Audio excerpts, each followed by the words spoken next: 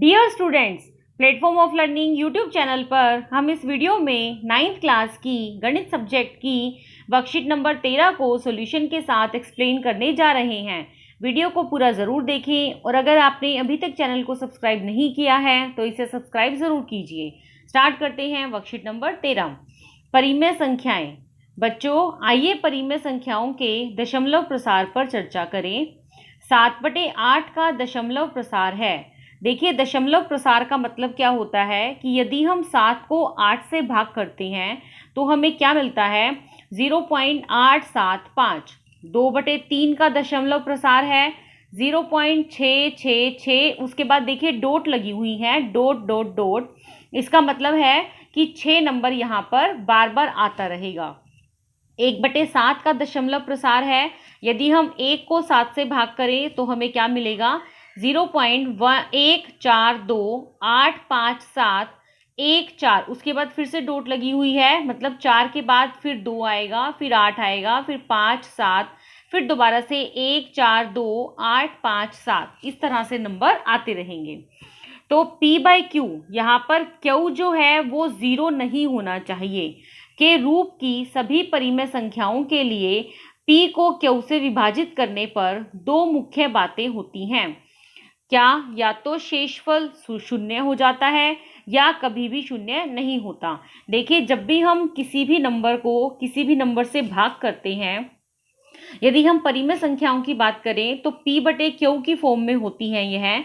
हम यदि P को Q से भाग करें तो हमारे पास दो ही केस बनेंगे, या तो शेषफल हमारा शून्य हो जाएगा या फिर हमारा शेषफल शून्य नहीं होगा।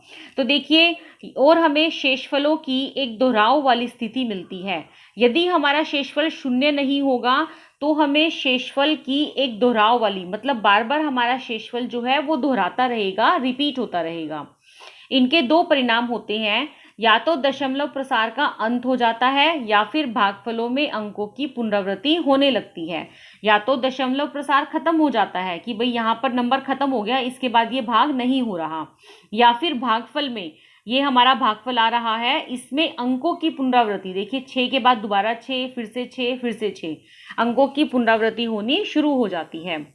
देखिए, जैसे यहाँ पर उदाहरण है 7/8 के उदाहरण में दशमलव प्रसार कितना आया है हमारा, 0.875।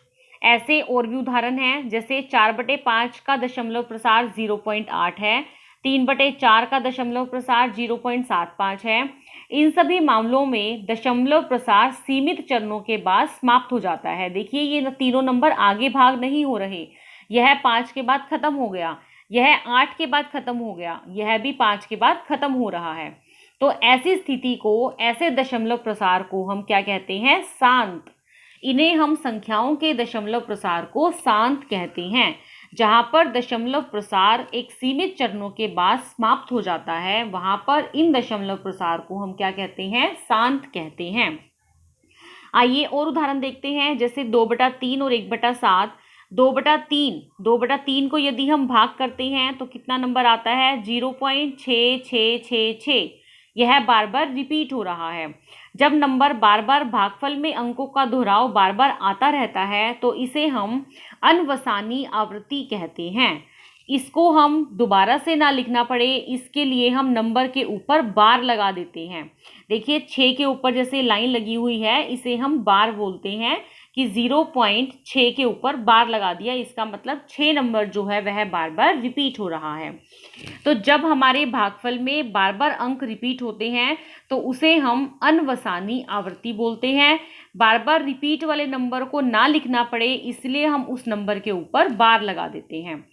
जैसे यहाँ पर देखिए, 1/7 को जब हम भाग करते हैं तो 0.142857, फिर से 1428 आ रहा है, तो हम यहाँ पर इन नंबरों के ऊपर बार लगा देंगे कि 7 के बाद दोबारा से 1 आएगा, फिर 4 2 8 5 7, फिर दोबारा से 1 4 2 8 5 7। यह नंबर भाग नहीं होंगे।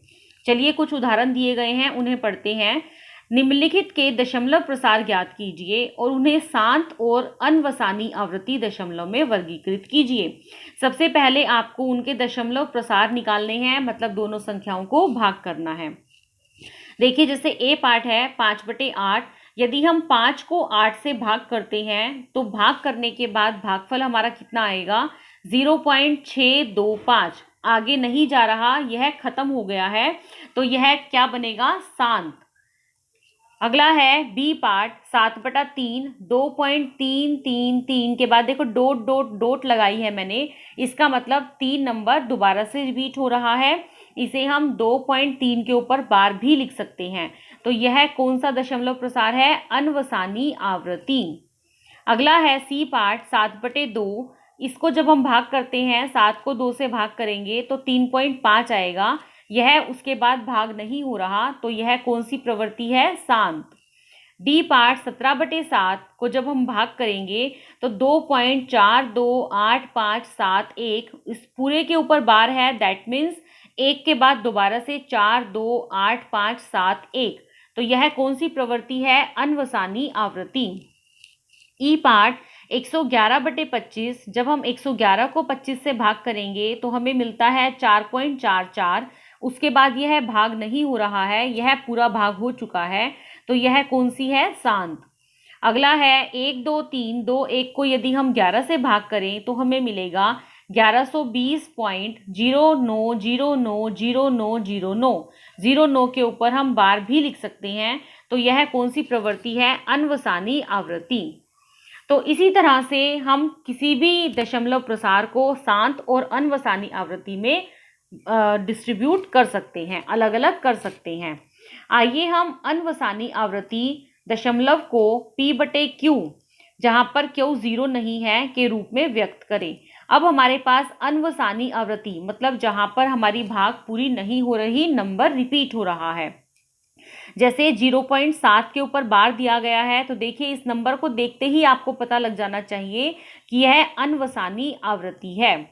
इसे हमें P/Q में यदि व्यक्त करना है तो हम क्या करेंगे? सबसे पहले इसको हम x के बराबर मान लेंगे। माना x बराबर है 0.7 के ऊपर बार, इसको हम ऐसे भी लिख सकते हैं 0.7777। क्योंकि यहाँ एक ही अंक का दोहराव है, एक ही अंक के ऊपर बार है, इसीलिए हम दोनों पक्षों को 10 से गुना करेंगे। यदि एक नंबर के ऊपर बार है तो 10 से गुना कीजिए, 2 के ऊपर बार होता तो 100 से गुना करते, 3 के ऊपर बार होता तो हम 1000 से गुना करते। क्योंकि यहाँ पर एक ही नंबर के ऊपर बार है तो आप इसको 10 से गुना कीजिए। x को 10 से गुना करेंगे 10x, यदि 0.777 को 10 से गुना करेंगे तो पॉइंट एक नंबर इधर हो जाएगा, 7.777। अब एक इक्वेशन में से दूसरे समीकरण को घटाइए। समीकरण 1 को 2 से घटाने पर 10x में से x को घटाइए, 7.777 में से 0.777 को घटाइए, 9x बराबर है 7, तो x बराबर है 7/9। तो इस तरह से हम किसी भी अनवसानी आवृत्ति को P/Q की फॉर्म में लिख सकते हैं। देखिए हमारे पास कुछ और भी उदाहरण दिए गए हैं। जैसे ये वाली दशमलव संख्या है, इसे ध्यान से देखें, 0.10111110111110। तो देखिए यहाँ पर नंबर जो है वो कोई भी रिपीट नहीं हो रहा। यहाँ पर पहले 1 है, फिर 2 बार 1 आ गया, फिर 3 बार 1 आ गया, फिर 4 बार 1 आ गया। तो इस नंबर को देखकर नहीं लग रहा हमें कि यह नंबर रिपीट हो रहा है। आगे डॉट लगी हुई है, इसका मतलब भाग भी खत्म नहीं हो रही है। देखिए दूसरा example, 1.414156237309504 dot dot dot dot. ना तो कोई नंबर रिपीट हो रहा है, ना ही भाग खत्म हो रही है। तो यहाँ पर चारों एग्जाम्पल ऐसे ही हैं जिनमें ना तो भाग खत्म हो रही है, ना ही कोई नंबर रिपीट हो रहा है। तो इन ऐसे दशमलव संख्याओं को हम क्या कहते हैं? अनवसानी अनावृत्ति। अनवसानी का मतलब भाग खत्म नहीं हो रही, अनावृत्ति का मतलब रिपीट भी नहीं हो रही है, मतलब किसी नंबर के ऊपर बार भी नहीं आ रहा है। तो ऐसी संख्याओं को हम P/Q की फॉर्म में नहीं लिख सकते, ऐसी संख्याओं को हम अपरिमेय संख्याएं कहते हैं। देखिए उसके बाद जो अभी हमने यहाँ पर एक एग्जाम्पल किया था 0.7 के ऊपर बार, इस एग्जाम्पल के आपके पास 3 क्वेश्चन दिए गए हैं। निम्नलिखित को P/Q के रूप में व्यक्त कीजिए जहां P और Q पूर्णांक है। चलिए इन्हें समझाते हैं कि ये क्या है। देखिए पहला क्वेश्चन है, माना 0.5 के ऊपर बार दिया गया है, पहले हम इसे x के बराबर मान लेंगे। माना x बराबर है 0.5 बार। बार का मतलब क्या होता है? 0.5555। एक ही नंबर के ऊपर बार है तो हम 10 से गुना करेंगे। 10x, यहाँ पर 0.1 नंबर इधर आ जाएगा तो 5.555। समीकरण 1 को 2 में से घटाइए। 10x में से x घटेगा तो 9x आएगा।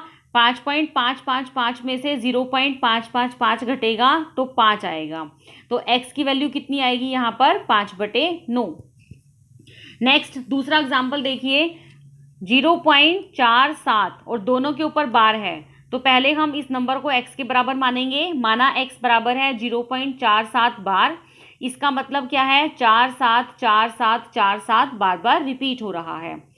क्योंकि दो नंबर के ऊपर बार है तो हम 100 से गुना करेंगे। 100x बराबर है, पॉइंट यहाँ से हटकर 2 नंबर इधर आ जाएगा तो 47.4747 समीकरण 1 को 2 में से घटाइए।